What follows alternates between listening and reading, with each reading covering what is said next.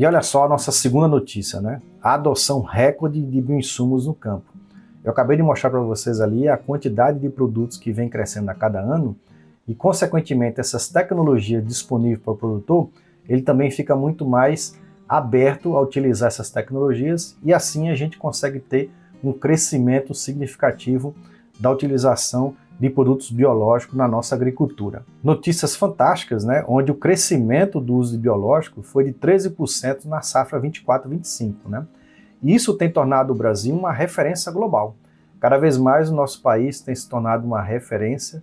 A gente sempre fala nos nossos vídeos o quanto que isso é importante e tem trazido para o Brasil uma sustentabilidade cada vez maior, né? E junto com fertilizantes, por exemplo, eles têm impactado diretamente na produtividade no campo. Isso é um efeito muito positivo da adoção dos bioinsumos. Isso tem trazido realmente uma produção cada vez mais sustentável. Quando a gente olha isso, né, mesmo com todo esse crescimento, mesmo com todo o aumento da adoção, a gente ainda enfrenta alguns desafios regulatórios, né? Nós tivemos aí no final do ano passado a lei de bioinsumos que foi decretada, porém, existem algumas coisas que precisam ser regulamentadas ainda pelo Congresso, pelo governo, né? E de certa forma a gente ainda vai ter um espaço muito grande para crescer a adoção desses produtos a campo. Como eu falei em alguns vídeos para vocês aí, a gente tem um crescimento sempre de 2 dígitos por ano, e a média aqui que a gente tem nos últimos 3 anos é um crescimento de 22% na adoção de biológico pelos agricultores, e isso é fantástico.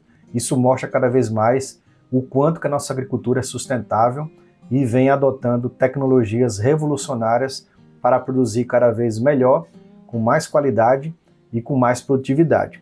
E isso, de certa forma, tem tido um resultado muito impactante e positivo no segmento.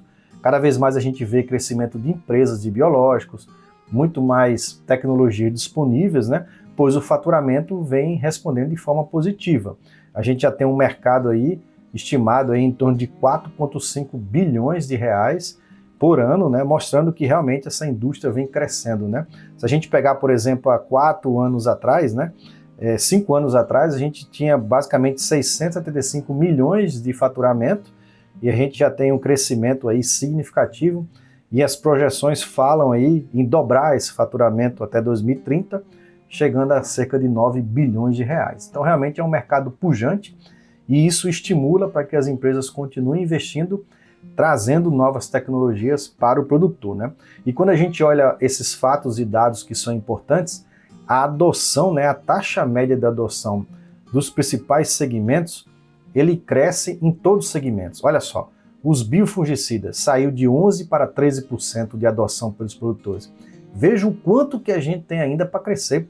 87% dos agricultores ainda não estão utilizando biofungicidas. Então tem um espaço de crescimento absurdo nesse negócio aqui. Quando a gente fala de bionematicidas, ele tem uma participação maior, né? Cresceu de 26% para 30%. Os bionematicidas também, né? Um crescimento também baixo, mas também importante, de 23% para 24%. O bioestimulante já tem uma participação maior, né? O crescimento também de 54% para 56%. E esse aqui, que é uma tecnologia mais recente, né?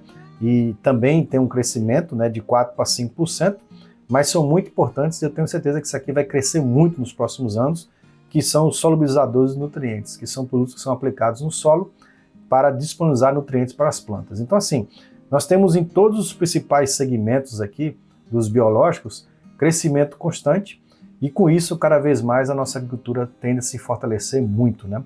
Quando a gente olha aqui, por exemplo, de 2021 até 2024, se a gente olhar o percentual que cada um desses segmentos representou, sempre você tinha um que puxava mais do que os demais segmentos, né? E a gente vê que nos últimos 2 anos, basicamente, vem tendo um equilíbrio melhor, né? Então, no último ano, 2024, já foi mais equilibrado aí entre o segmento de fungicidas, bioinseticidas, bionematicidas e inoculantes também. E essa fatia aqui de solubilizador, como eu falei para vocês aí, tem uma tendência de crescer fortemente nos próximos anos, e aí com certeza vai equilibrar mais, né? Com o avanço das tecnologias, a gente pode ter no futuro aqui novos segmentos, né? Já se falam, por exemplo, em bioherbicidas, que com certeza vai ajudar também dentro do manejo de plantas daninhas que são resistentes, né? Que são problemáticas no campo, e a gente vai ter aí ao longo do tempo aí muitas novas tecnologias que vêm ajudar os nossos agricultores, tá? Quando a gente olha as culturas, né, onde se usa mais os bioinsumos, no Brasil, a gente tem a soja, que tem um percentual de participação maior, seguido pelo milho, também a cana-de-açúcar, e outras culturas aqui, onde está o nosso HF aqui, é em torno de 6%. Eu sempre falo que o HF é uma das culturas, né? Essas culturas têm mais necessidade de utilizar biológicos, mas ainda tem um grande potencial de crescimento. A gente vê que ainda tem várias culturas, tem algumas que já são mais avançadas, principalmente aquelas que estão mais ligadas com exportação, mas existem muitas culturas de HF que ainda têm um espaço muito grande para crescer com biológico. E há uma necessidade clara que precisa utilizar cada vez mais produtos biológicos para equilibrar o manejo de pragas e doenças, que muitas vezes é muito intensivo. Então a gente vê que nos próximos anos isso aqui é um potencial muito grande de crescimento, e não só no HF, mas em todas as culturas no Brasil, a gente ainda tem muito espaço para crescer e garantir aqueles números que a gente falou no início lá, de praticamente dobrar o faturamento até 2030, né?